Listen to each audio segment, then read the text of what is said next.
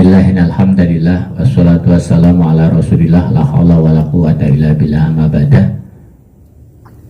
Yang saya hormati Sahibul Bait, Pak Kaji, Soho Ibu, teman-teman Bolo Black. Alhamdulillah pada malam hari ini konco-konco saged kumpul niki teng dalemipun Pak Kaji, Bu Kaji, sinaosa mboten saged kompak sedaya. Ada dua teman kita yang belum, tiga teman kita yang belum bisa gabung, Mas Towi, Bu Hasanah, Mbak Ami, Gusdawi. Oh Gusdawi ya, papat tadi. Gusdawi mana sih? Nanti sih. Mau nyusul katanya. Katanya nyusul. Oh nyusul. Yes. Mau sini? Iya.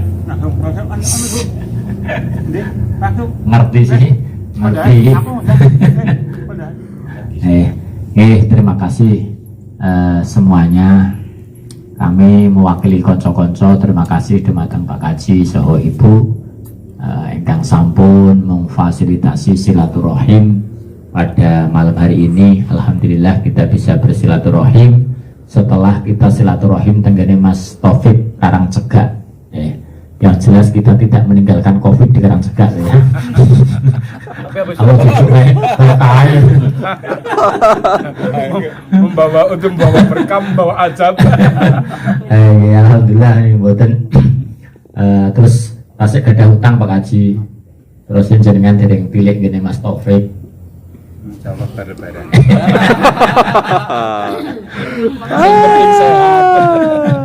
Ya alhamdulillah Mas Taufik mau jadi warga Sumbang. Jadi beliau sudah menikmati rasanya nikmat di kota, jadi pengen menikmati rasanya citra alam Sumbang. Ini yang terdampak COVID. Alhamdulillah. Teman-teman, kenapa kita silaturahim, kemudian kita kumpul? Tak lain tak bukan adalah kita melaksanakan amaliyah paling berat. Menurut saya amaliyah paling berat itu silaturahim. Faktanya juga kita sering mengadakan rencana kumpul, rencana itu pun juga nggak nyampe. Ini berarti menunjukkan kalau silaturahim itu ibadah yang paling berat.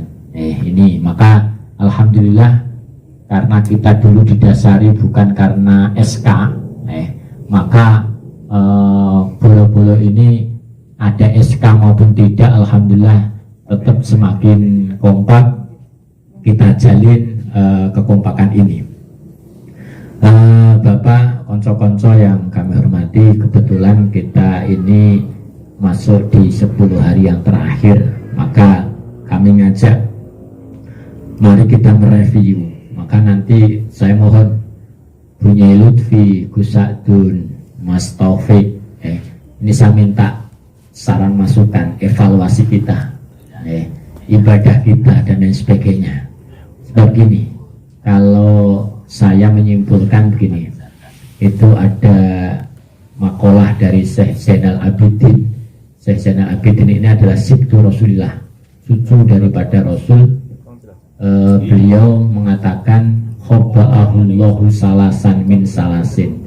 Allah itu merahasiakan 3 hal dari 3 perkara. Pertama, khobba'ahullahu ridahu fi ibadatihi. Allah itu merahasiakan ibadahnya, ridhonya di dalam ibadah kita. Awak niki ternyata ibadahnya urung mesti sholatnya diridhoni, urung tentu sholatnya diridhoni, urung tentu puasane diridhoni, tapi justru sapa ngerti silaturahim niki diridhoni. Maka apa? Allah itu merahasiakan agar kita itu tidak menyepelekan ibadah sekecil apapun. Ada sebuah kisah, Imam Ghazali itu kan hujatul Islam, walaupun toh sekarang dihina oleh Firanda apa itu grup itu kan. Imam Ghazali katanya kan pencetus hadis-hadis doif dan sebagainya, tapi dibela mati-matian dengan ulama yang sosok berbeda dengan kita, sekelas UAS, UAH, ini semua kan membela, bahkan mengajak debat Firanda kalau memang mengatakan Imam Ghazali itu pencetus hadis-hadis doif.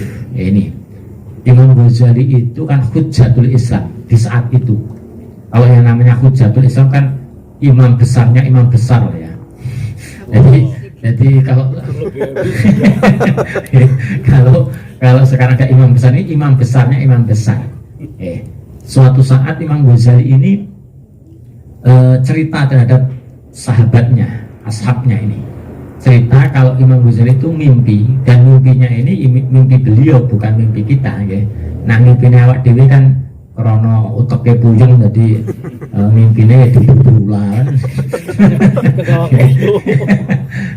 krono ibaratnya lagi berarti Mas Indra di rumah ibu Juni ya mimpinya oh iya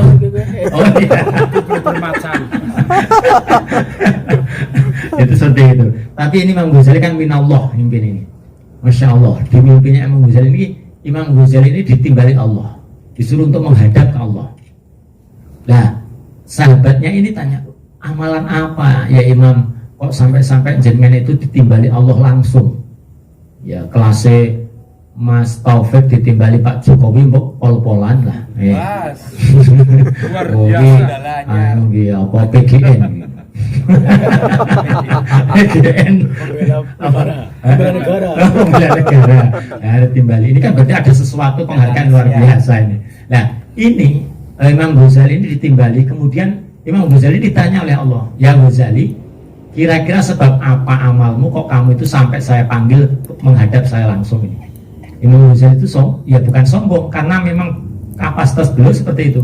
Karena sholat saya ya Rasul, ya sholat Imam Ghazali layak untuk dibanggakan. Imam Ghazali itu ketika akan sholat itu di Ittihafus Sadatul Muttaqin itu, ketika akan sholat Imam Ghazali pamitan dengan istrinya, "Jo, tak corok wong Banyumas kan, Jo, ngapurane aku titip anak, titip bondo, aku arep sholat kayane bar sholat wis mati. Walaupun toh nanti kok masih diberi umur, ketika akan sholat seperti itu." Jadi seolah-olah sholatnya Imam Ghazali itu sholat yang terakhir. Ketika Allah Akbar di hadapan Imam Ghazali seolah itu neraka, kanan kiri ini malakal maut. Ini Imam Ghazali kan 180 derajat dengan sholat kita kan. Utang-utang. Ada wong awalnya debt collector. Di mana sih yang betagih? Ini jadi perbedaan antara sholatnya Imam Ghazali dan kita. Maka ya layak ketika nanti kok ditanyakan Allah kemudian, "Loh karena sholat saya ya Rasul, ya Allah, karena sholat saya." Sholat itu mengharap Allah ya. Iya, karena sholatnya seperti itu ya maklum, ya itu, dan itu selalu dilaksanakan oleh Imam Ghazali, itu sholatnya seperti itu. Maka tokoh sufi di saat itu kan Imam Ghazali, yang lainnya kan nggak ada. Yang berani menentang ilmu kalam itu kan Imam Ghazali. Nah, kemudian enggak, ya berarti sholat saya ya Rasul, sholatnya puasa saya ya Allah, ini gara-gara puasa saya. Sebab puasa Imam Ghazali itu yang mencetak 3 tingkatan puasa itu kan Imam Ghazali. Kalau puasa awam, kelas awak dewi ini kan apa awam pengisore awam malah awam, terus kemudian khusus, kemudian khususil khusus. Ini kan tingkatannya, yang membuat tingkatan ini kan Imam Ghazali. Kemudian enggak, puasamu enggak saya terima. Oh, sedekah saya enggak, haji saya enggak saya terima. Kemudian Masya Allah, nah kira-kira sebab amal apa ya Allah kok saya diberi kehormatan bisa sowan kepadamu langsung?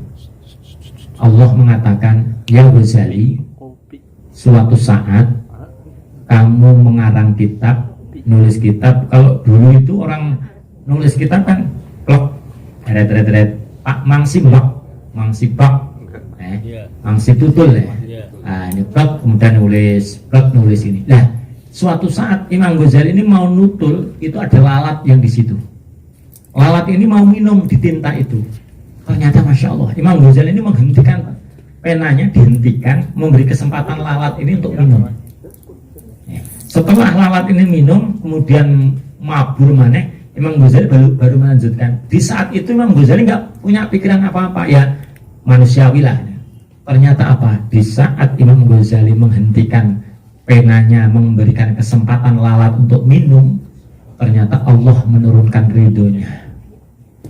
Masya Allah, ya. Bukan karena sholatnya yang seperti itu, bukan ridhonya turun di saat puasanya Imam Ghazali, tapi Imam Ghazali ini diberi ridho di saat beliau ini memberi kesempatan lalat untuk minum. Mbak Lutfi tuku lele, tuku grameh gede, wis dimasak, siap nih Mas Saudi. Pangan kucing, kira-kira alhamdulillah kebelantok.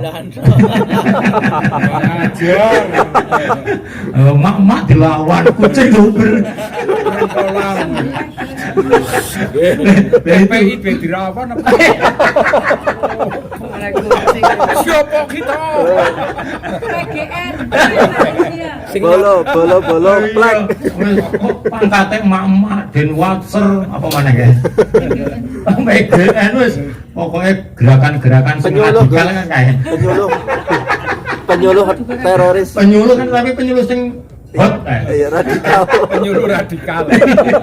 Nah ini nah Masya Allah, ternyata apa, Allah itu menurunkan ridhonya di saat lalat ini diberi kesempatan minum. Maka apa kesimpulan daripada kisah ini adalah ibadah sekecil apapun kita, ternyata kita nggak boleh untuk meremehkan, entah silaturahim. Makanya agama itu ngopeni barang-barang remeh.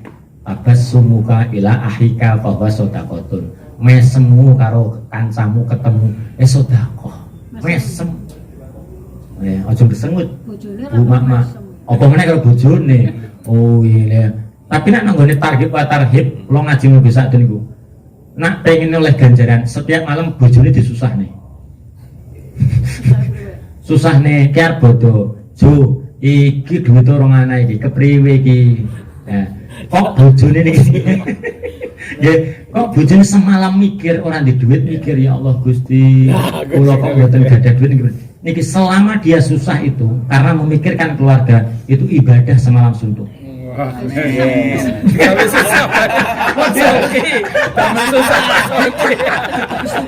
susah, urusan domongnya be, udah terus. Waduh, Masya Allah, itu Masya Bisa Allah. begitu enggak ini? Oh, kalau itu enggak solehah ya. Orang ini. Orang jaluk ya. Sebabnya aku apa-apa dompet lah geletak nih. Ya kosong.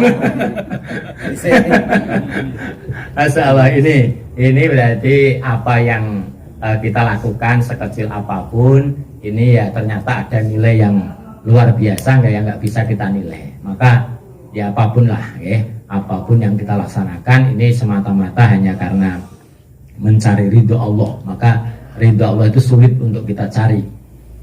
Begitu juga yang kedua itu, ini rahasia yang pertama kan, Allah itu merahasiakan ridhonya di dalam ibadah kita. Jadi belum tentu mana yang diridho, ini belum tentu. Makanya saya punya prinsip begini, jadi ketua PB, ketua PC, PW, MWC, ranting, KAR itu sama. Belum tentu yang jadi ketua PB ini diridhoi. Bisa jadi yang diridhoi itu adalah ranting. Karena apa? Dia bersentuhan dengan warganya, dia merasakan warganya kaliran kudu golek nih beras bantuan nanti PB ya mbuh. Tapi di saat menikmati sesuatu belum tentu ranting ini melu nikmati. Ya Pak Sabi ya. Kita kan MBC. Oh iya, MBC kok malah orang genah kok. Nah ini maka apa?